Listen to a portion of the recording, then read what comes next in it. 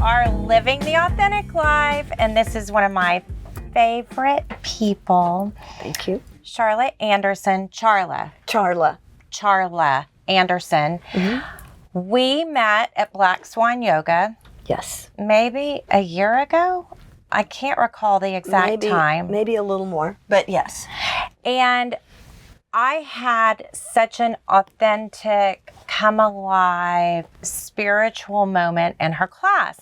And I went up to her afterwards and I said, wow, this was really different and exceptional. And I felt so much emotion and spirituality. And we started talking about our faith and about praying and having that time of surrender to God during yoga. And it has changed the way I think about yoga.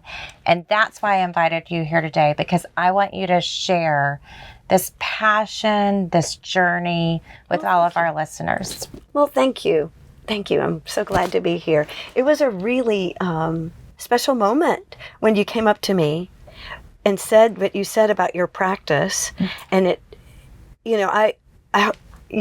teaching yoga is holding space for people, and we do that in yoga class. We do that lots of ways, right? You're holding space right now for us to learn about each other and hear each other's voice and be authentic. But yoga is about holding space for people to do whatever they need to do on their mat. So not everybody has a spiritual experience, but I always have. And so it's like the mat is like a modern day prayer rug in my mind. And so it prepares you. That whole practice of yoga has always prepared me for a moment of prayer at the end of the practice, because I'm all there. I'm all present. I'm centered. And it's a perfect time for me to pray. And it brings tears to my eyes for you to say that. And it's interesting because when I started practicing yoga, I would cry oftentimes in class. What do you think what's that part of the journey? That can be so many things. And that's why I say, that's one of the things I mean. It's inferred when I say we're holding space for people, because for some people, yoga is just a workout. As a matter of fact, that's usually what brings them to their mat. It's not for the spiritual experience or anything, but it's a byproduct that they end up getting, that you got when you have that emotional moment and you start to cry or feel and you don't know what it is. You're probably working through what's called samskaras, some stuff that's in your body. Emotions are held in your body. One of my favorite books is called The Body Keeps the Score. Yes. Haven't read it, but so many people have been telling me. It's heavy. It's very heavy. But yoga, what I love about yoga is it helps get rid of junk in the body, whether you know it or not.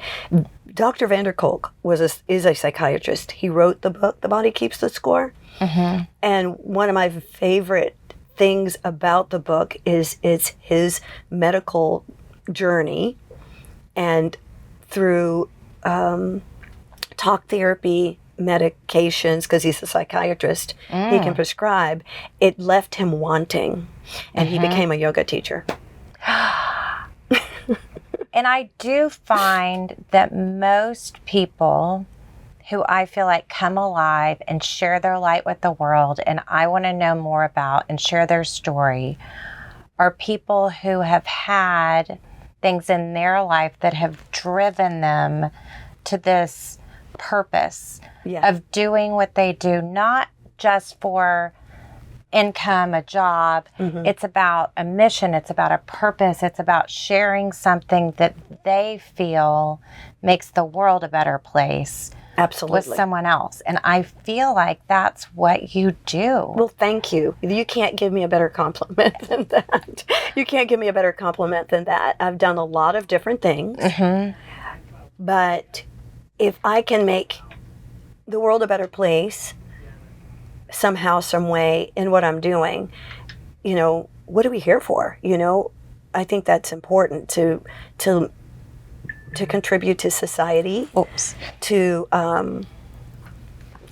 I was a school teacher, Yes. and I taught littles, not little, but elementary school. And, and I'm a mother. So if I can teach these little people to have a good work ethic and to become good citizens, Yes. and to know how to take care of themselves as well as to be a good citizen in the classroom, modeling later to be a good citizen in the world, that's a good thing. That's holding space. That's another way.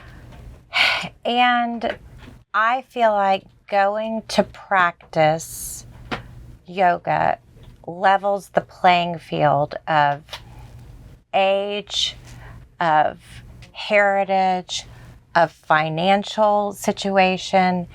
And what I love the most is this unity, because my favorite that I've experienced so far is flow. And I love that feeling. It gives me chills to say it, of everyone in the room coming together in a way that you feel this movement together. And to find a way to do that with a group within an hour time span, it's almost like going to a church service. Like, it is about calming yourself and receiving God's gifts and giving back. I could not have put it better. I can't add anything to that. What you just said is such a powerful thing to experience. And it's hard to put in words, but you said it perfectly.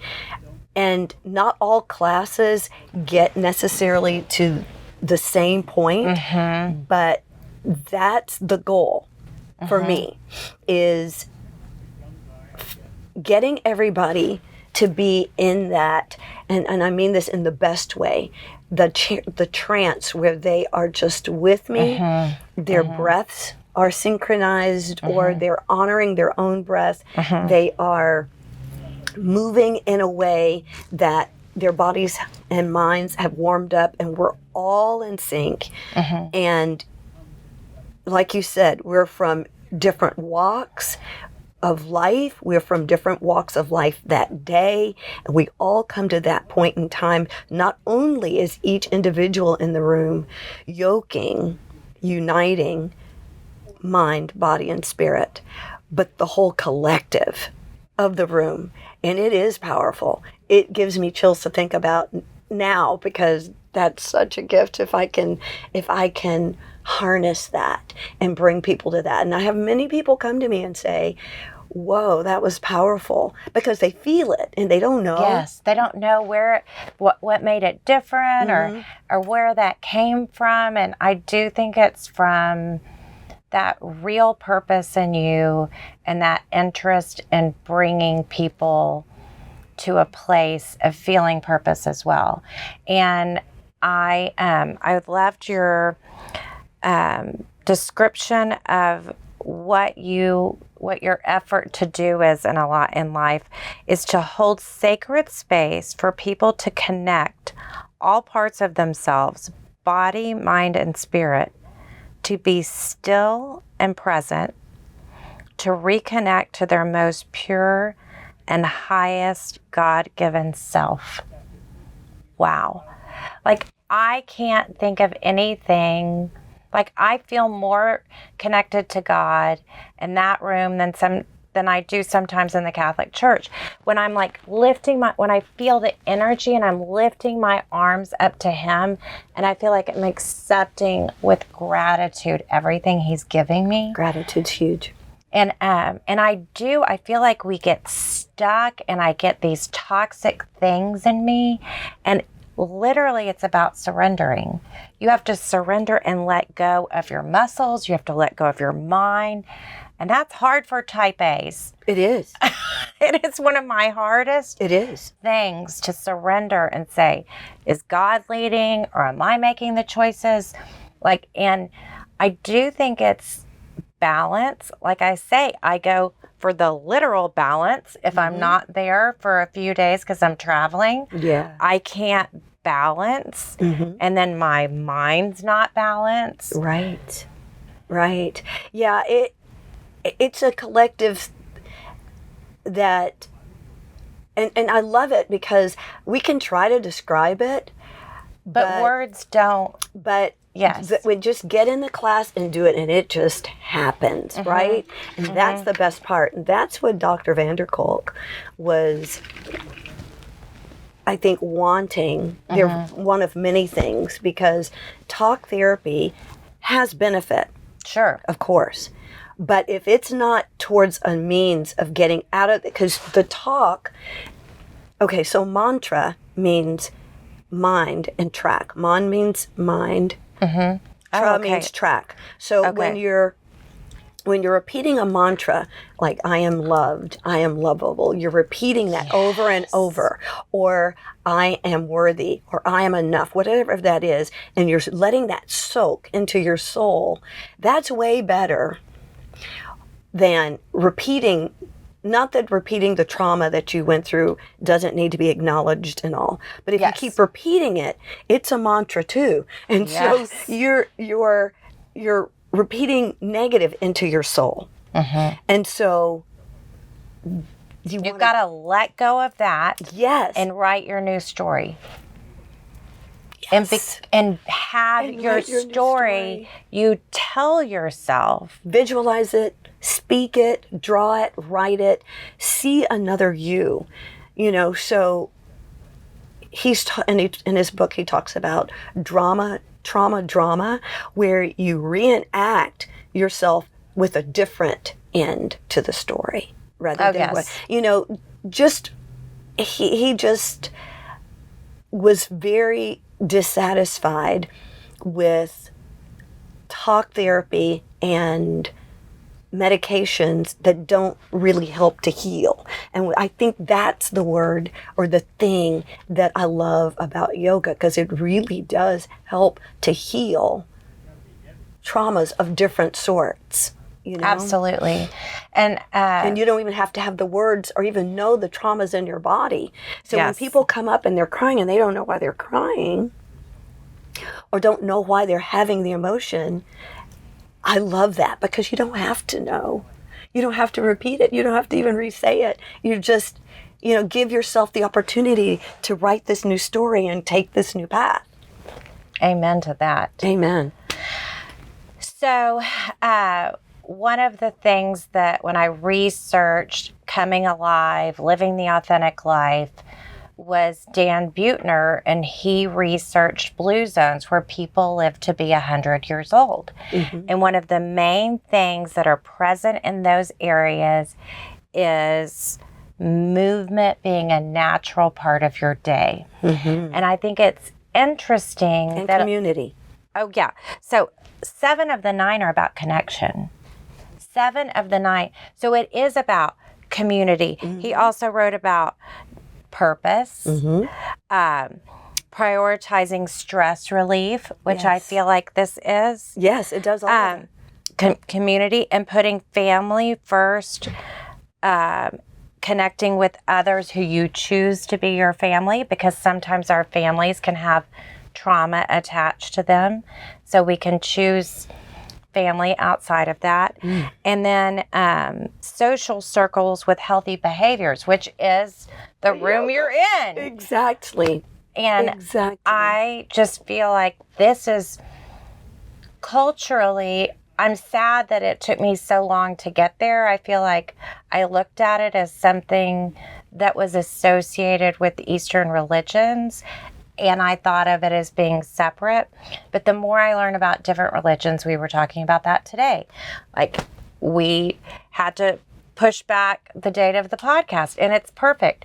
It's Ramadan. It's the Lenten season is Lent, Fat Tuesday to Ash Wednesday. It is renewal. It is the new moon.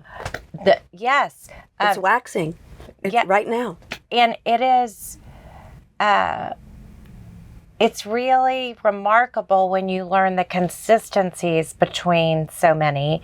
And what I noticed is when we do the chakras in the mind and in the lips and in the heart, I say, may the word of the Lord be in my mind, on my lips, and in my heart. Oh, I love that. So I think there's a lot of similarities in what different faith bases. So we can come together in community with the different mindsets of how we are getting to what spirituality we believe in, but the person next to us going to where they are doesn't affect our journey. And I feel like there's some concern about that all being in community together, how all that works. There is. Yeah. I mean,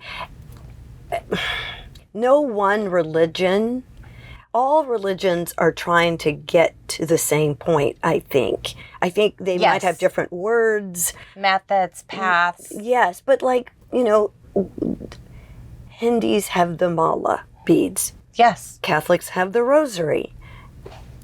Jewish don't they have beads too? The Jewish faith? I'm not I think sure. they do. But the point is that's a similarity. Yes. I mean, they're both are all designed to be ways to help us to pray and to yoke with God. That's what we're all looking for, right?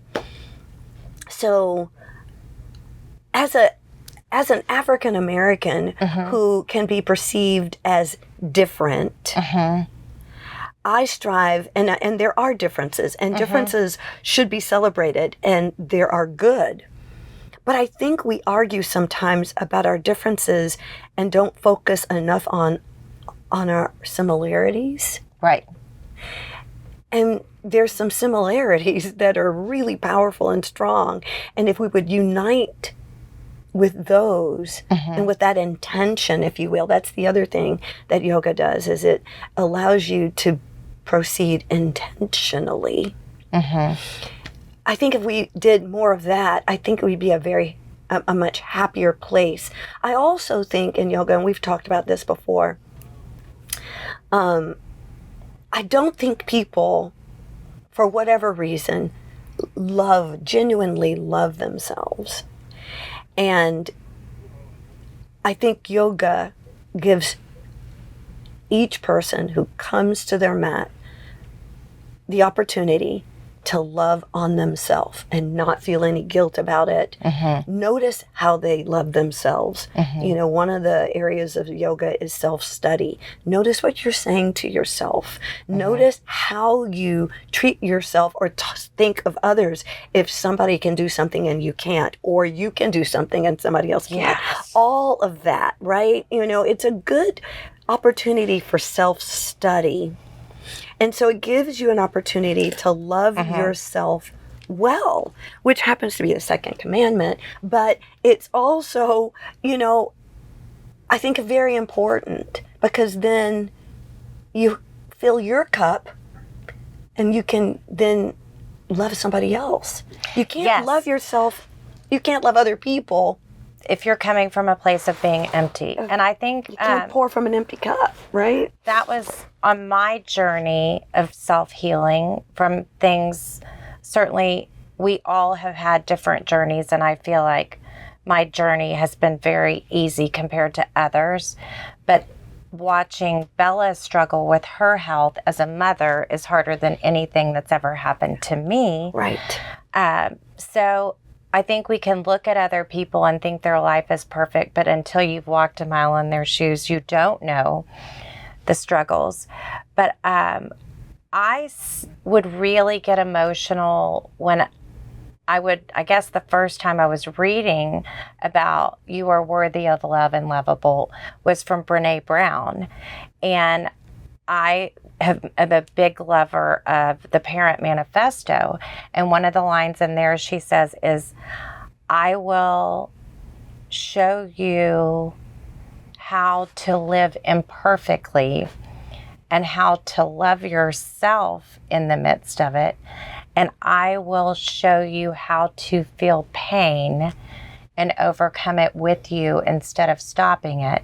And I think those are things that, like, yoga, we're pushing through the pain, we're pushing through the struggle to get to the next that level. sounds just like yoga. But we're just giving ourselves. But you're breathing through it all. Yes, and you're giving yourself grace that you're not there yet, and you're forgiving yourself that you can't do it, and you're letting it be okay. Yes. And then when you get there, there's even more rejoicing because it was such a feat to overcome.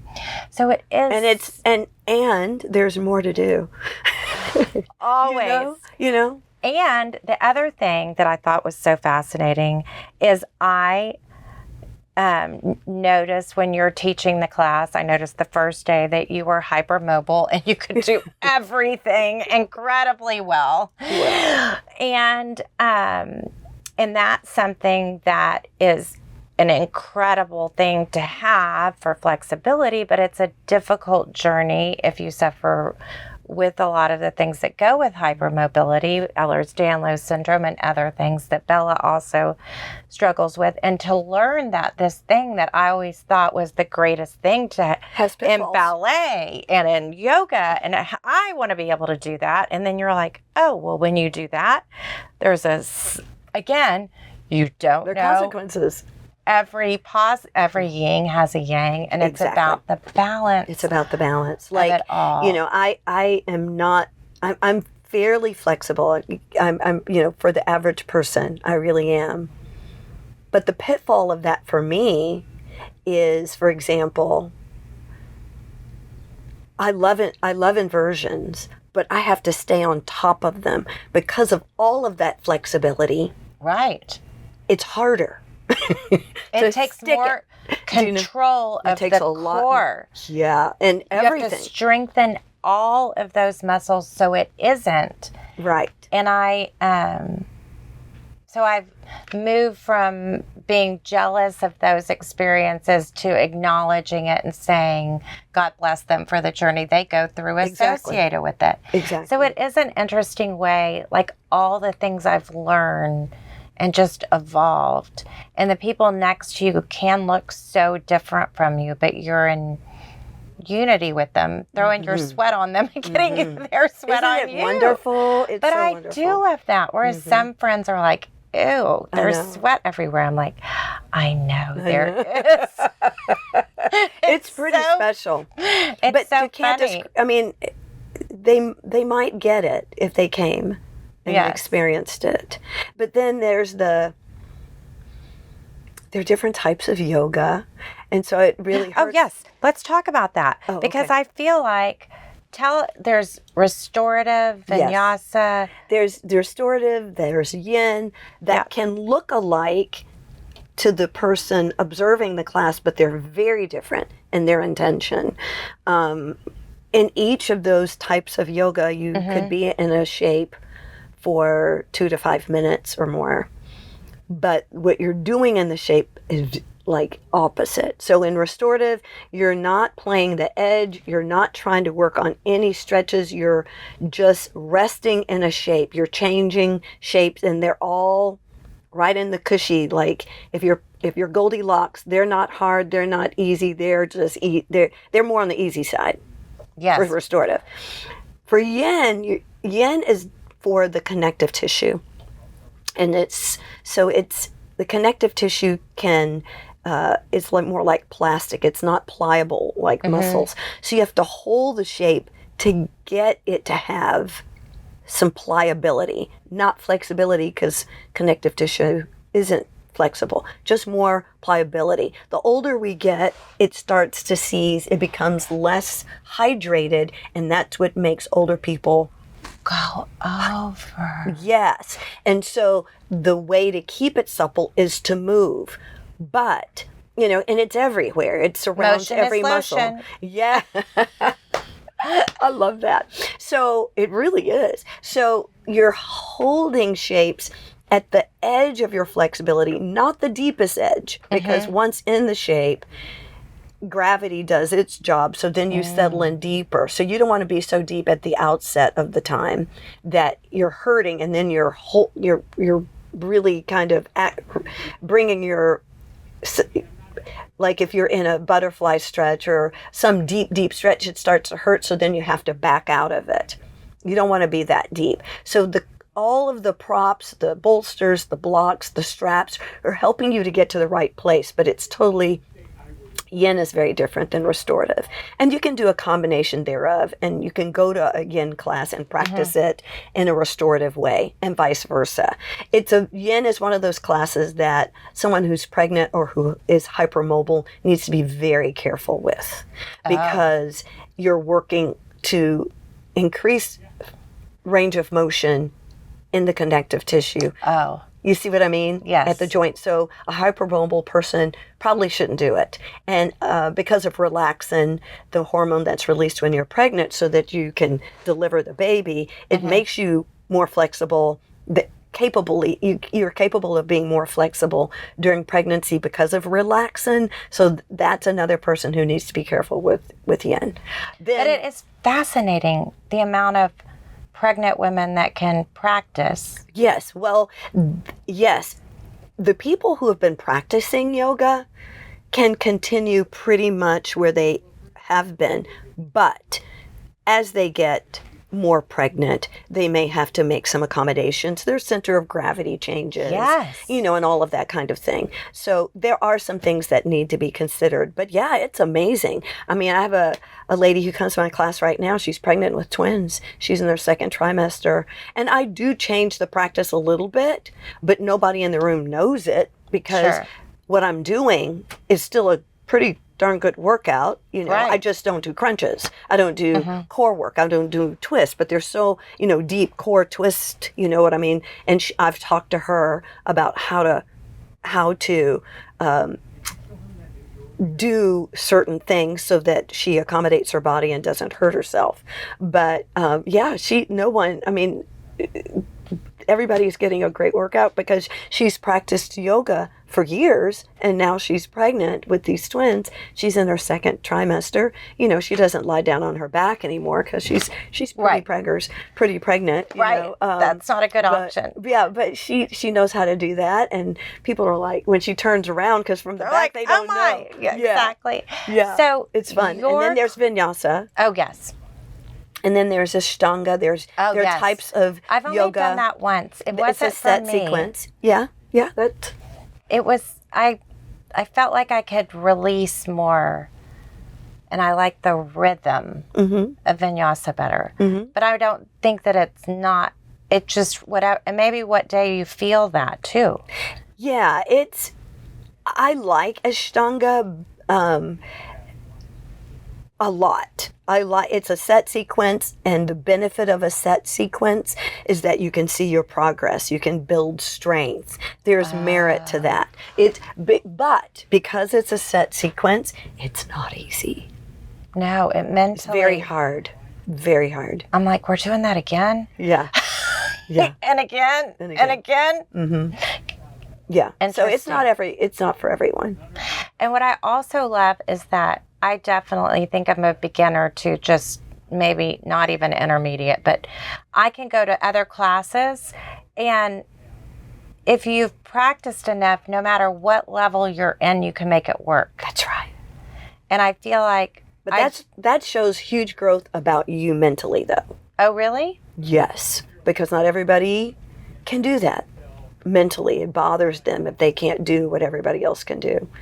Oh. And that's not yoga, but there are a lot of people who can't. It's a constant battle with my ego. Oh, okay. Yeah. But you know that. I know that, and I'm like, let it go. Good. Let it go. Well, see, that's still growth. That's still huge. It's growth to be in that place and to say, that's not for me, and that's okay. And right. I'm doing what I can do. It's very important to get... To me, that's a simulation of life, right? Because we can't all wear the same clothes or have the same color hair or styles, and you have to pick what's yours, what's good for you and what's not. So I think it teaches, I think yoga is like life. It is. And the asanas are coming at you, some of which you like, some of which you don't like, some of which is easy, some of which isn't easy, but it's your approach to it. You should take the options that work for you, or fix it so it works for your body, or let it go. Amen. Let it go. And we need to do that in life as well as on the mat. Yes, and the breathing. Oh, And the that's breath. sometimes what I tell people, like, they're like, how are you? And I'm like, I like yoga, I'm forgetting to breathe. And I realize it in my daily life. It reminds Just, you to... yes, it does. It reminds you, because if an hour a day you're focusing on your breath, then of course other times, because that 10,000 hour rule, whatever you've done, 10,000 hours, you become and it becomes part of your mantra. And I feel like for me, that's the other thing, is when I read scripture and then I'm in class and the instructor who isn't praying says something, then I can translate it to my messaging that works for me. Yes. So I think that's growth too. And I love that the Black Swan host, and you host them, the free classes to bring other people in. Tell us about that. This past Sunday, we resumed the free class on Sunday mornings at the Houston Farmers Market every Sunday morning at 9. And it is just amazing. It's outside on the lawn in the back. And this is, I think, the oldest farmers market in Houston. I think it started in the 40s. And then every first Saturday, we have a class at the Post at 11:30. And I mean, that's a lot of humanity. I mean, I think this past Saturday, we had between 300 and 400 people. Oh my. It's incredible. So are you using a microphone? Oh, absolutely. Absolutely. It's just humanity everywhere. And it is just... And where's the space? Up on the rooftop on the Skylon at the Post. And then every third Saturday, we have a free class at Herman Park on the Wood Oak Lawn. And that's lovely too. It's just, particularly this time of year when it's a little cool in the mornings, and you wear a sweatshirt, but you have to peel it off, and then you put it back on for your shavasana because it's a little cool, particularly in the morning. It's just so nice. And the sky, I mean, you can say inhale, look up, reach up to the sky, feel the earth below you. I mean, oh my gosh, it is very powerful. It is very powerful. And, reaching up, upward salute for me is in a moment to just say thank you, to God. All the gratitude. Yes. Yeah. And so I did some of my yoga training in a faith-based entity, not because I wanted to do only faith-based yoga. I did it because of persecution that I received from Christians, for doing yoga. And I'm like, this has been a very spiritual, I feel the most connected with God when I do yoga. And then I can, just receive during Shavasana after getting all yoked. And so it just really helped me because I could plan. Then have the facts. And I could plan classes based on scripture. But by that same token, though, I did come across people who were, who didn't want to do any classes that weren't faith-based. I personally want to do classes to bring love to everybody so that we can see the similarities and to pray together. I mean, I've had people, friends in my classes who are Buddhist or Muslim. I'm doing yoga teacher training. I lead yoga teacher training right now. And we have 3 students who are Muslim and they're going through 30 days of fasting. And we talked about that this past weekend and it meant the world to me. I hope I'm not messing up when I do that. It meant the world to me for us to talk about that. Yes. And to talk about how yoga, ask them, how yoga is fitting in their religion. And they talked about some people thinking that it wasn't okay. And I could share about some Christians not thinking it's okay. But we as a community think it's okay because we're praying. And I told them that their fasting they're doing is going to deepen their practice and their prayer. Absolutely. Yes. Right? But it's not our place to judge their journey. I don't think so. Not at all. And it brought us together as a community. And boy, did I love that. And they Yes. loved that. Because then they feel heard. And when people have a voice, and then it increases the connection too. Yeah. And it makes it more meaningful to share with people that have meaning with you. So tell us about, I know friends that go through yoga teacher training who'd never intend to teach. That's right. That's right. They just want to deepen their practice. And we have people in yoga training like that right now. And it is deepening their practice. It's deepening, and I don't mean just the practice of yoga on the mat. Yoga teacher training is like a great big yoga class, and all the tears and all the things that come out in the yoga class come out in this yoga teacher training, because it just brings some stuff up. And I have not been through one yoga teacher training when people didn't say, I didn't expect it to bring all this stuff up, and I'm not giving any assignments of what, it's just doing its thing. It's just what yoga does, and it meets everybody right where they are. So some people don't want to be yoga teachers. Some people begin to think, maybe I can do this. And then others just enjoy the time for practicing yoga, the meditations, because we teach different meditations. We teach the chakras. We teach about the 8 limbs, and the 8 limbs are designed to get you to that state of total bliss where you're centered and you're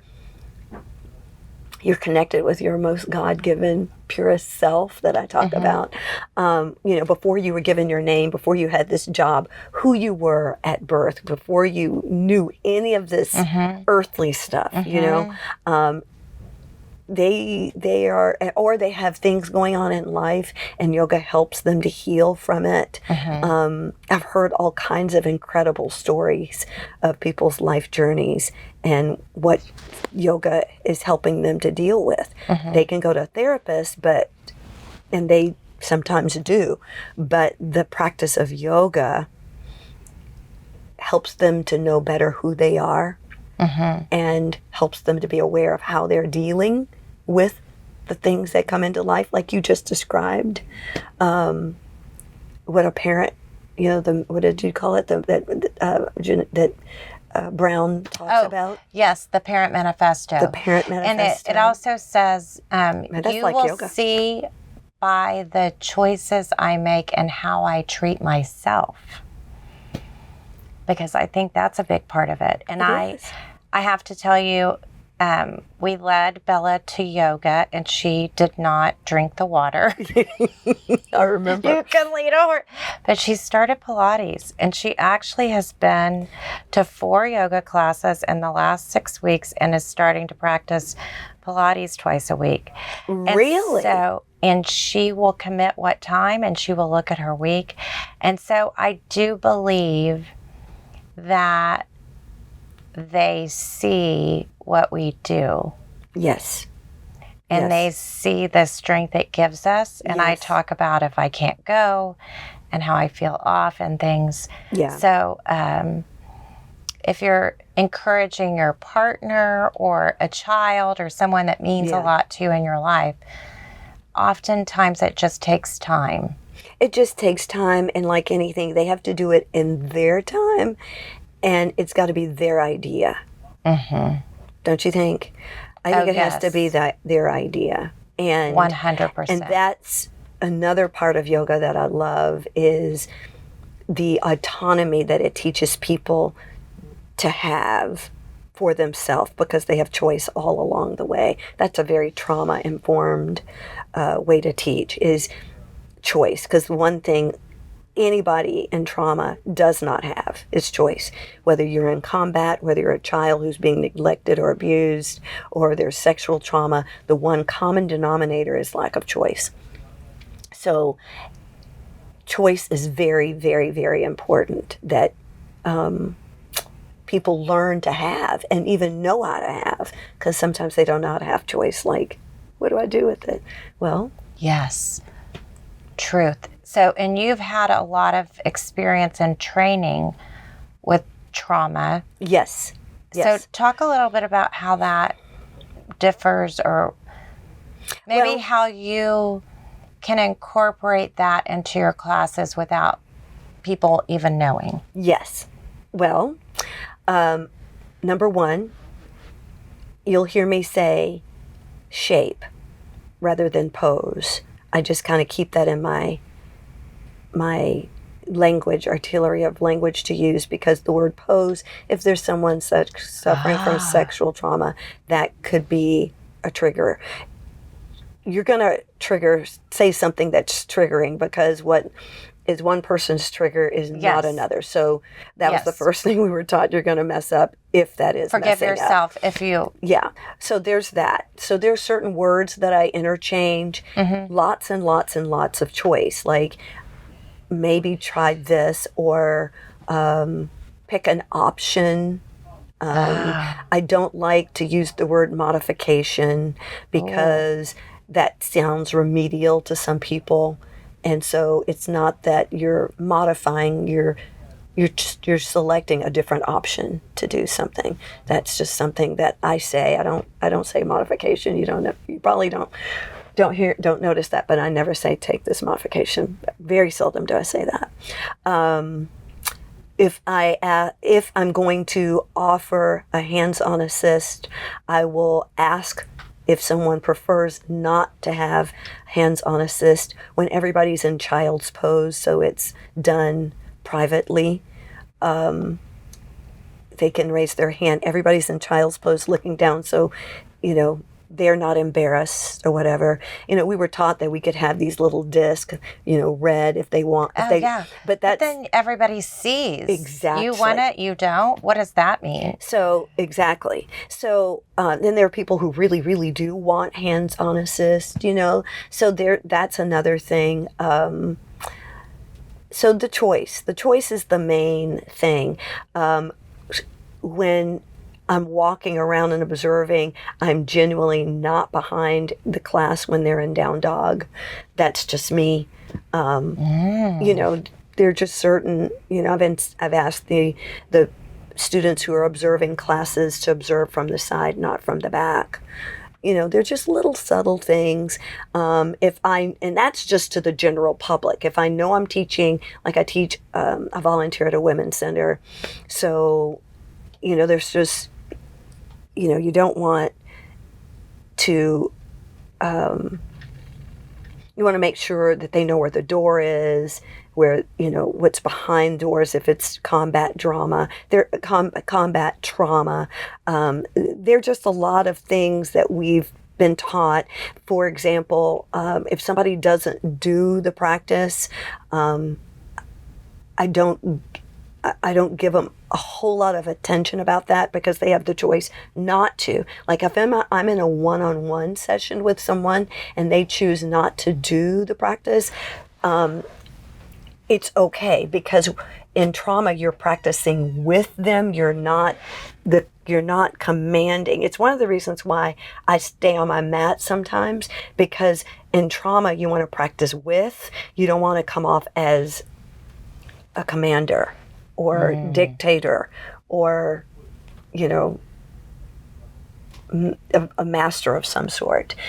So if I'm in a one-on-one session and the person that I'm in session with does not do the practice, I still do it, so that they can see what they might do if they were doing it. I don't ask them a lot about why not or anything. So there were case studies that we had to do. We were given people, a scenario, hypothetical, not a real person. But in yoga therapy, I was given real people that I had to find real people to do therapy with. And trauma training, we were given hypothetical situations that we had to plan programs for. And one of the key things is to practice with them, not to stop and observe. Yes. And you can see how that could be a problem. Yes. There are some teachers that I don't feel as much emotion or connection with because of their style. Yeah. Well, it's a workout to them. And Yes. and that's okay. And there are people some who of need them that. are they want to almost test your knowledge of the poses. Yeah. So they call it out and they don't do it. And you're just, and I feel like I've learned the poses by doing them so much, not because I memorized what the name was Exactly. associated. And you kind of know what comes after based upon what comes before. And then, but I don't know all the names. If you were just to call things out, and I feel like that is, I feel so much shame when I don't know the name. Ooh, yeah. And I just don't like feeling shame in yoga. Right. And that makes me sad. That makes me sad to even hear that, because that's not what you come for. But so what you're saying is, and that's not necessarily a function of trauma. That's just like, I come to yoga to, and let me say something about a workout, by the way. There's nothing wrong with yoga being a workout. One of the scenarios in The Body Keeps the Score was of a man who'd been in Vietnam. And if you asked him to take a traditional restorative yoga class, he would have gone stark, raving mad. A very intense kick butt yoga class is what restores him. Do you understand what I'm saying? Yes, I do. All the styles of yoga and all the different styles of teaching are for someone. Yes. Okay, so I'm not saying... And that's why I said their style isn't for me. But what you're talking about is different. Style. But what you're talking about is different. The fact that you're right. You may not know the names of everything. So here you are looking around and you can't get in that zone. Because I'm like, what am I doing? I'm looking... And that's merit. That's a very, very, very important point. If you don't know the names and you're having to look around because they're walking around and not helping you to know where to go, or haven't done it at least one or two times if they're doing a sequence that requires repetition, and then after they've taught it, then they can maybe be off the mat because somebody around you, including you, may be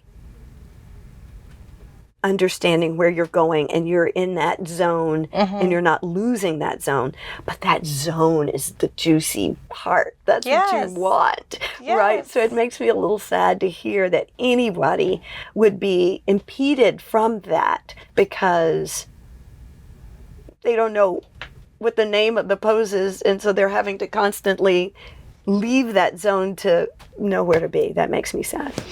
Well, but I will say the flip side is I love Black Swan so much. Isn't it great? That I went one day and I had literally landed and went to the 6 o'clock class, got home, had 15 minutes to change and showed up. And the woman teaching the class was a heavy girl that did not look like someone that I would connect with, that was kind of barking things out really loudly. And I thought I was going to come to like relax and get in my zone.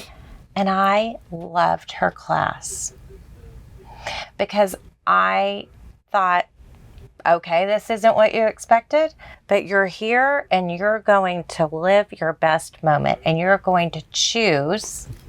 See, that says so much about you, don't it? That says so much about you. Because I'm going to tell you something. There are a lot of people who would be like, what is this? If they weren't expecting that, and they wouldn't attempt to make that mental shift to take what they could from the practice and to do it their way, or to remember it's their practice, right? Because the instructor is really just the guide, and then you take it and make it what you need it to be.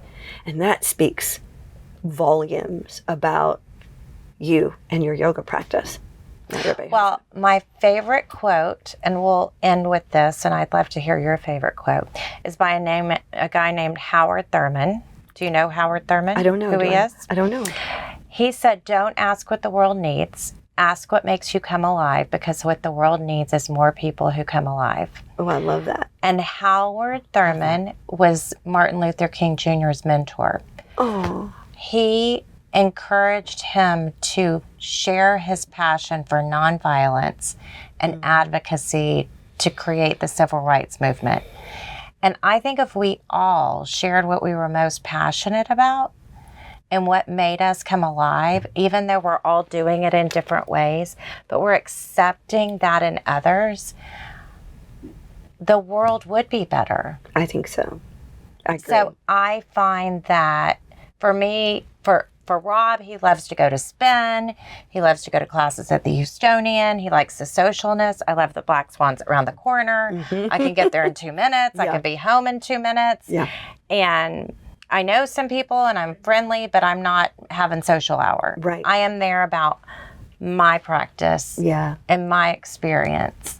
And so everybody's got to find their place. But I just hope this inspires people to look at life in a different way. Maybe just not yoga, but just, I think there's so many truths for life that you can take from yoga isms. I agree. That's not a word, right? Yeah, it is to me. I know what you mean. I think my favorite quote came from a movie that I saw about Ben Carson. Do you know who he is? I do, yes. His story is phenomenal. I don't know if you've seen the movie Gifted Hands of his story. I haven't watched it. I need to, because I respect him a lot. I respect him a lot as well. He's the first person who was able to surgically separate twins who were cranially connected. I did and they not both know live. that. And they both live. Wow. The movie is I made my child watch it every year, once a year. You didn't give him a choice? No, but I'm teasing you. He enjoyed it. But I mean, it's just such a powerful. I mean, this is the same man who thought he was, as a kid, thought he was dumb, had anger issues. It's a great movie. But his mother, when he was toiling over how he was going to solve this problem with these twins, the parents were German, and they flew in for him to do this. I think at Johns Hopkins or wherever he was. His mother would say, one of her quotes to him that resonates with me, and I repeat it a lot, is, you have to see beyond what you can see. Oh, real simply. And he makes tears. You got to see beyond what you can see. No, sorry.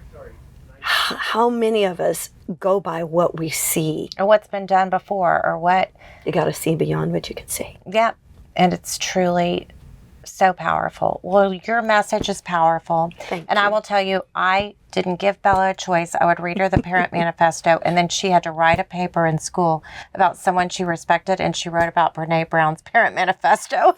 That's amazing. But sometimes if you hear something enough, it resonates. And when you watch someone doing good things and overcoming adversity, you learn to believe that you can too. And that's what I feel like yoga does for me. It helps me let go of what I don't need to keep. It pushes me to another place. It silences my mind, which is difficult. And it gives my body energy and power to restore and go on. And you're stronger for it. Yes. Not only physically, but mentally. Mentally and spiritually, if you want. Amen to that. Well, you are such a love. I'm so glad we could share your story. Thank you for so having much. me. Guys, it's been delightful. Keep living the authentic life. You got to check this lady out at Black Swan. Do you know Instagram? How do they find you? Oh, yeah. What is my Instagram? Charla.yoga. I clearly I'm not on Instagram a lot, but yes, I am on Instagram, and so it is charla.yoga, I think. Yeah, we'll add it in the little write-up so they can get it. Yeah. Okay. See, we're so authentic. We don't know all the details, but we know what's most important. That's right. Exactly. And it's not Instagram. No, that is not real. Okay, guys, keeping it real here. Bye. Bye.